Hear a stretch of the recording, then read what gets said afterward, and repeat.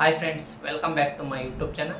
ನಾನಿವತ್ತು ನೀನಾಸಂ ಸತೀಶ್ ಅವರ ಮುಂಬರುವ ಚಲನಚಿತ್ರಗಳು ಯಾವ್ಯಾವು ಎನ್ನುವುದನ್ನು ಈ ವಿಡಿಯೋದಲ್ಲಿ ತಿಳಿಸ್ಕೊಡ್ತೇನೆ. ಅದಕ್ಕಿಂತ ಮುಂಚೆ ನೀವು ಇನ್ನು ನನ್ನ ಚಾನಲ್ ಸಬ್ಸ್ಕ್ರೈಬ್ ಮಾಡದಿದ್ದರೆ ಕೂಡಲೇ ಸಬ್ಸ್ಕ್ರೈಬ್ ಮಾಡಿ ಹಾಗೂ ಬೆಲ್ ಐಕಾನ್ ಕ್ಲಿಕ್ ಮಾಡಿ. ಮೊದಲನೆಯದಾಗಿ ದಿ ರೈಸ್ ಆಫ್ ಅಶೋಕ. ಈ ಚಲನಚಿತ್ರ ಇಷ್ಟೊತ್ತಿಗಾಗಲೇ ತೆರೆ ಕಾಣಬೇಕಿತ್ತು. ಚಿತ್ರದ ನಿರ್ದೇಶಕ ವಿನೋದ್ ದೋಂಡಾಳೆ ಅವರ ಅಕಾಲಿಕ ಮರಣದ ಕಾರಣದಿಂದ ಚಲನಚಿತ್ರದ ಶೂಟಿಂಗ್ ಕೆಲಸ ಕೆಲಕಾಲ ಸ್ಥಗಿತಗೊಳಿಸಲಾಗಿತ್ತು. ಇದೀಗ ಸಿನಿಮಾ ಸೆಟ್ಟೇರಿ ಶೂಟಿಂಗ್ ಕೆಲಸಗಳು ಭರದಿಂದ ಸಾಗಿವೆ. ಚಿತ್ರವನ್ನು ಪೂರ್ಣಗೊಳಿಸುವ ಹೊಣೆಯನ್ನು ಮನು ಶೇಟ್ಗಾರ್ ಅವರು ವಹಿಸಿಕೊಂಡಿದ್ದಾರೆ. ದಿ ರೈಸ್ ಆಫ್ ಅಶೋಕ ಚಲನಚಿತ್ರವು 70ರ ದಶಕದಲ್ಲಿನ ಕ್ರಾಂತಿಕಾರಿ ಯುವಕನ ಕಥೆಯಾಗಿದೆ.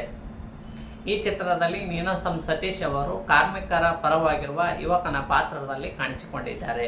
ಈ ಚಲನಚಿತ್ರದ ಶೂಟಿಂಗ್ ಕೆಲಸವನ್ನು ಏಪ್ರಿಲ್ 15ರೊಳಗಡೆ ಮುಕ್ತಾಯಗೊಳಿಸುವ ಯೋಜನೆಯನ್ನು ಚಿತ್ರತಂಡ ಹಾಕಿಕೊಂಡಿದ್ದು, ಚಿತ್ರವು ಕನ್ನಡ ಸೇರಿದಂತೆ ತಮಿಳು ಮತ್ತು ತೆಲುಗು ಭಾಷೆಯಲ್ಲಿ ಬಿಡುಗಡೆಯಾಗಲಿದೆ. ನೀನಾಸಂ ಸತೀಶ್ ಅವರ ಬಹುನಿರೀಕ್ಷಿತ ಮತ್ತೊಂದು ಸಿನಿಮಾ ಹೆಬ್ಬುಲಿ-ಕಟ್. ಈ ಸಿನಿಮಾವನ್ನು ಸತೀಶ್ ಪಿಕ್ಚರ್ ಹೌಸ್ ವತಿಯಿಂದ ನಿರ್ಮಾಣ ಮಾಡಲಾಗ್ತಿದೆ. ಭೀಮಾರಾವ್ ಅವರು ಈ ಚಲನಚಿತ್ರದ ನಿರ್ದೇಶಕನ ಕ್ಯಾಪ್ ಹಾಕಿದ್ದಾರೆ. ಇನ್ನು ಈ ಸಿನಿಮಾದಲ್ಲಿ ಮೌನೇಶ್ ನಟರಂಗ, ಉಮಾ ವೈಜಿ, ಮಹಾದೇವ್ ಅಡ್ಪಾದ್, ವಿನಯ್ ಮಹಾದೇವನ್ ಸೇರಿದಂತೆ ಹಲವರು ಕಾಣಿಸಿಕೊಂಡಿದ್ದಾರೆ. ಅಲ್ಲಿ ಸಿನಿಮಾದ ವಿಡಿಯೋ ತುಣುಕು ಬಿಡುಗಡೆಯಾಗಿದ್ದು, ನಾಯಕನಿಗೆ ಹೆಬ್ಬುಲಿ ಕಟ್ ತುಂಬ ಇಷ್ಟ ಆಗುತ್ತದೆ. ಆ ಹೆಬ್ಬುಲಿ ಕಟ್ಟಿಂಗ್ ಮಾಡಿಸಿಕೊಳ್ಳಲು ಮುಂದಾದಾಗ ಆಗುವ ಘಟನೆಗಳೇ ಈ ಚಲನಚಿತ್ರದ ಕಥಾಹಂದರವಾಗಿದೆ.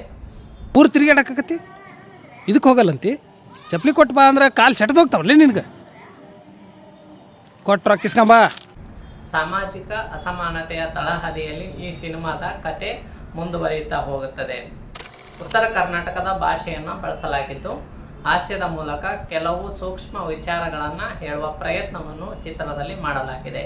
ಇನ್ನೇನು ಕೆಲವೇ ದಿನಗಳಲ್ಲಿ ಈ ಚಿತ್ರ ಬಿಡುಗಡೆಗೊಳ್ಳಲಿದೆ.